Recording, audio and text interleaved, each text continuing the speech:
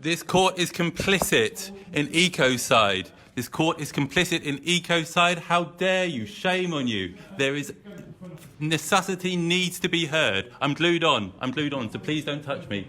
I'm glued on. You've got to hear. You've got to hear this. I'm glued on. Yeah, I don't know. Who are you? You haven't identified yourself. Police officer, give me your phone. Thank you. I'm here outside City of London Magistrates Court in London. I came today to observe his trial, and Dave glued onto the plastic screen around the dock, and he started live streaming. At that point, a police officer who was in court, I didn't realise she was an officer. She had been sitting taking notes on a laptop. She got up and went into the dock. It was all quite chaotic and horrid at that point, and she walked up to him, and she got the phone off him. He was still glued onto the plastic screen, however. So everyone was asked to leave the courtroom while he conferred with his solicitor. The solicitor came out about 5 minutes later and said that Dave had been arrested at that point for criminal damage. My name's Dave. I'm 37 years old and I'm a musician from Cambridge. I run a little business and also a little arts organisation. And if you're watching this, I'm in prison for a short period, and that's because I chose to disrupt my trial at the City of London Magistrates Court on the 22nd of April 2021, which also happens to be Earth Day.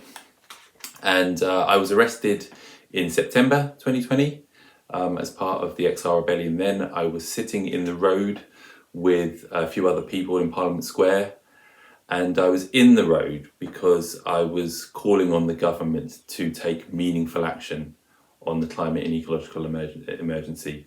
I was lucky enough to be also in London in April 2019 with the amazing Pink Boat, and then Parliament did declare a climate emergency, and Michael Gove was on the record saying, "We've got the message." And like, what's happened since then? We've had HS2, which is the largest deforestation project since World War I, decimating the beautiful English countryside. We've got Heathrow expansion as well going through, both of those things sanctioned by the British courts. We've got coal mines, and I mean the list goes on. But also with COVID, you know, it's very clear the plan is not to have a green recovery. It's all about the fossil fuel economy. Emissions are back where they were pre-pandemic, and they're increasing. So, like, you know, we are not moving in the right direction. And I was in the road because people are dying, and life is dying right now. This is not this argument of necessity, which is not being heard by the courts. It's not some abstract legal argument. It's there because we're trying to protect life. You know, in London, 4,000 people are dying a year due to toxic air quality, a lot of them young people. Lovely little Ella, who died in 2013, 9-year-old, she has it on her coroner's report. And how many other young people have died since then? Around the world. I've been lucky enough to live in Indonesia, and they're on the front line of climate change. Jakarta is sinking. They've got serious weather events that are killing people. The orangutans may be extinct within 10 years. Whatever it is that speaks to you, it's happening. 250,000 people die there every year due to toxic air quality. And so this argument of necessity is real and needs to be heard. And the insidiousness of the courts at the moment is that they are saying, we don't deny that climate change is happening and that it's a threat, but this is not the place to make that argument. So they're taking our motivations and our intent completely out of the picture and just saying you're guilty because you sat in the road or you did this or you did that.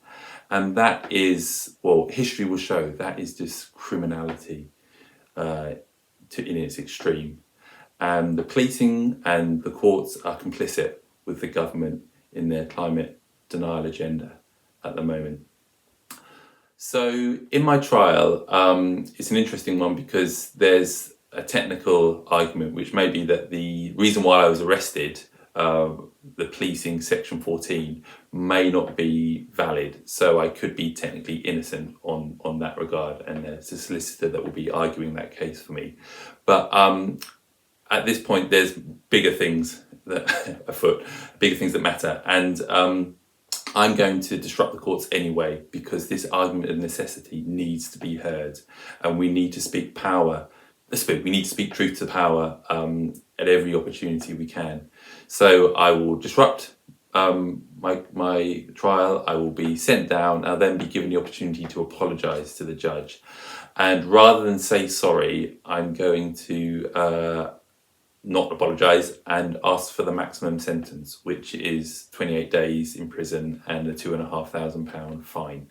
And I'm doing that not because I'm brave or I want to sort of take the judge on, be clever. It's because I want to send a message to the courts that I'm not afraid now. This is too important, and they can do whatever they like. They can throw me in jail for a month or a year or 2 years. It doesn't matter. We're all going to keep pushing, and we're going to keep fighting for the future generations and for action to be taken so that we can avoid what scientists are saying is coming down the road, which is billions of people starving to death and the associated wars and famine and rape that will take place as well. So that's what I'm going to do, and it's really fine for me to do that. I'm well resourced to be able to do that, and it's nothing compared with what other people are doing around the world right now on the front line. People are being murdered. There are people protecting the Amazon, protecting rainforests in Indonesia, in the Congo. It's everywhere, and this is something that I can do, and I will gladly do it. And I suppose the last thing I just want to say is that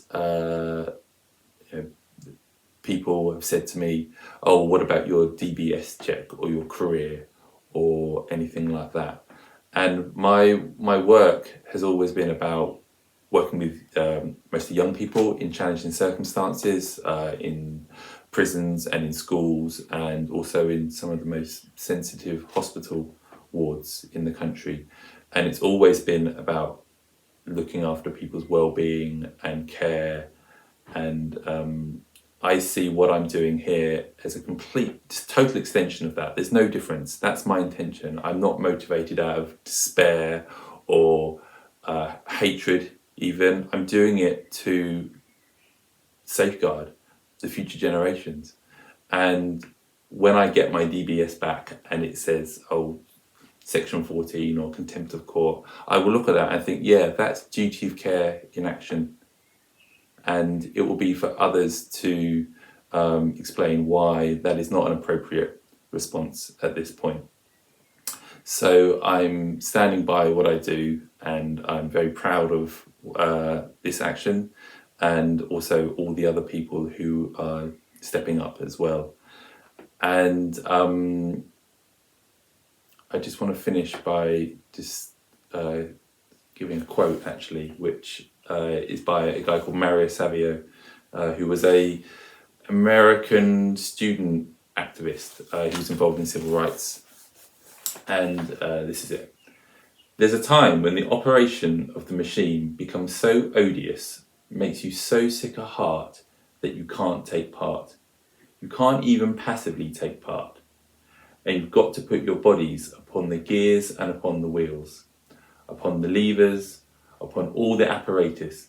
You've got to make it stop, and you've got to indicate to the people who run it, to the people who own it, that unless you are free, the machine will be prevented from working at all." And this won't be the last time that I take this kind of action. I will do it again and again and again until we start to see things change. And I'm very, very happy to do that. Thanks for watching. Lots of love. Have a lovely day. Thank you so much.